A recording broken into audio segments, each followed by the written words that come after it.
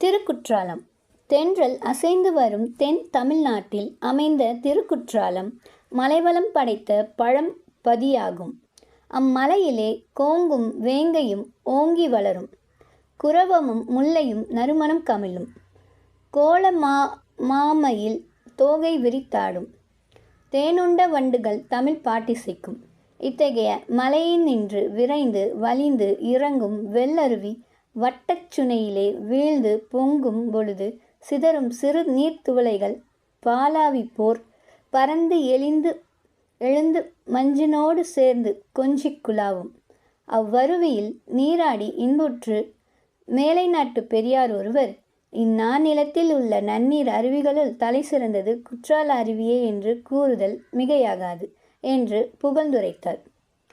வேனிற் காலத்தில் திருக்குற்றால மலையில் வீசும் மெல்லிய பூங்காற்று மருந்து செடி கொடிகளின் நலங்களை கவர்ந்து வருவதால் நலிந்த உடலை தேற்றும் நன்மருந்தாகும்.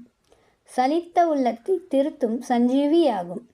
பயன்பெறும் நிறைந்த திருக்குற்றால சாரலில் வேரிலே பழம் பழுத்து தூரிலே சுனை வெடிக்கும் குறும் பலாமரம் ஒன்று தொன்று தொட்டு விளங்குகின்றது.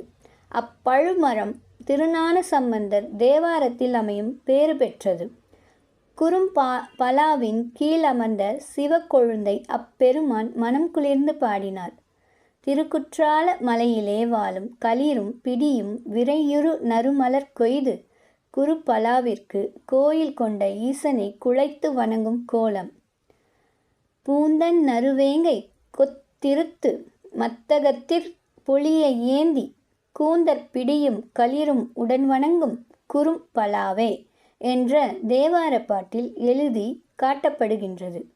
நறுமணம் கமிழும் பொழில்கள் காணும் பொழுதும் அப்பொழில்களின் இடையே கிளைக்கு கிளை தாவி விளையாடும் குரங்குகளை பார்க்கும் பொழுதும் பிள்ளை பெருமானாகிய திருஞான சம்பந்தர் உள்ளம் துள்ளி மகிழும்.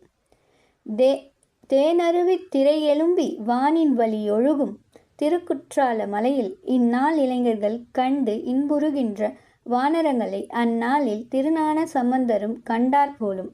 அப்பொழுது அவர் அடைந்த உள்ளக்கிளர்ச்சி ஒரு தெல்லிய பாட்டாயிற்று. மலையார் சாரல் மகவுடன் வந்த மடமந்தி குளையார் வாழை தீங்கனி மாந்தும் குற்றாலம் என்ற தேவார பாட்டில் மந்திகள் தம் வயிற்றை கட்டி தழுவிய குட்டிகளோடு வாழை குலைகளின் மீது அமர்ந்து வளமான கனிகளை மாந்தும் காட்சி அழகுற மிளிர்கின்றது. திருக்குற்றாலத்தின் அருகே சிறந்த ஊர்கள் சில உண்டு. வடநாட்டு காசிக்கு நிகரான தென்காசி என்னும் ஊர் அதற்கு 3 மைல் தூரத்தில் உள்ளது. 15ஆம் நூற்றாண்டின் இடைப்பகுதியில் தென்பாண்டி நாட்டில் ஆட்சி புரிந்த பராக்கிரம பாண்டியனால் தென்காசி கோவிலில் கட்டப்பட்டதென்று சாசனம் தெரிவிக்கின்றது. அரசாளும் உரிமையும் அருந்தமிழ் புலமையும் ஒருங்கே வாய்ந்த அதிவீர ராம பாண்டியர் தென்காசியில் இருந்து நைடதம் முதலிய நயஞ்சான்ற தமிழ் நூல்களை இயற்றினார் என்பர். இன்னும் திருக்குற்றாலத்திற்கு அண்மையில் உள்ள சிற்றூர்களில் ஒன்று மேலகரம் எனப்படும். அவ்வூரில் சைவ வேளாள மரபிலே பிறந்து தெல்லிய கவிப்பாடும் திறமை பெற்றார் திருக்கூடராசப்பர். இவர் இயற்றிய குற்றால குறவஞ்சி நாடகத்தை நற்றமிழ் உலகமும் புகழ்ந்து பாராட்டுகின்றது. மலைச்சாரவிலே தேனும் தினைமாவும் உண்டு திளைக்கும் காணவர் வாழ்க்கையும் காதலுர் கடுவன் மத்திக்கும் கனி கொடுத்து கொஞ்சம் காட்சியும் அருள்வடிவாய கருவி அகத்தும் புறத்தும் செறிந்த அழுக்கை போக்கி கழுநீராய் ஓடும் அழகும் பண்பாக குறி சொல்லி பாட்டும் மணியும் பரிசு பெறும் குறவஞ்சியின் கோலமும் அந்நூலில் இனிமையாக எழுதி காட்டப்பட்டுள்ளன. திரிகூடராசப்பர் இயற்றிய குறவஞ்சி நாடகம் மதுரை மாநகரில் அரசு வீற்றிருந்த முத்து விசயரங்க சொக்கநாத நாயக்கர் கருத்தை கவர்ந்தது. அதன் அருமை பெருமைகளை கற்றறிந்தார் வாயிலாக கேட்டு இன்புற்ற நாயக்கர் திருக்கூடராசப்பரை ஆதரிக்க விரும்பினார்.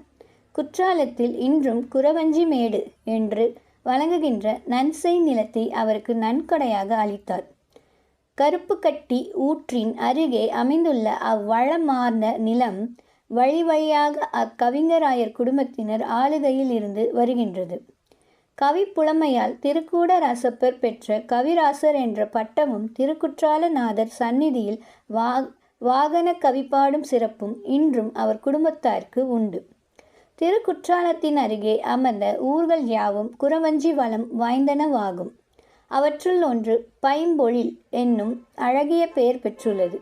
பசுமையான சோலை சூழ்ந்த சிற்றூரை பைம்பொழில் என்றழைத்த பண்டை தமிழ் மக்களது மனப்பான்மை எண்ணுந்தோறும் இன்பம் பயப்பதாகும். கவிநல சான்ற அவ்வூர் பெயரை சரியாக சொல்ல மாட்டாத பாமர மக்கள் பம்புலி என்று சிதைத்து விட்டார்கள். அச்சிற்றூரின் எல்லையில் திருமலை என்னும் சிறந்த குன்றம் அமைந்திருக்கின்றது. முருகப்பெருமான் எழுந்தருளிய குன்றமாதலால் அது திருமலை என்னும் பெயர் பெற்றது.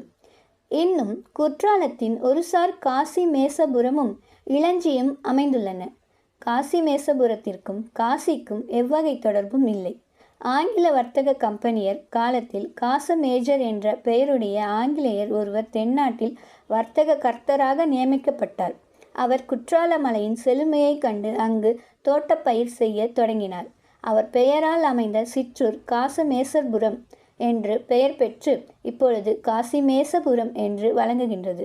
பொன் இளஞ்சி என்றும் மீறும் இளஞ்சி என்றும் குறவஞ்சி கவிராயரால் சிறப்பிக்கப்பட்ட சிற்றூர் செல்வம் மலிந்த சீரூராய் தென்காசியின் அருகே திகழ்கின்றது.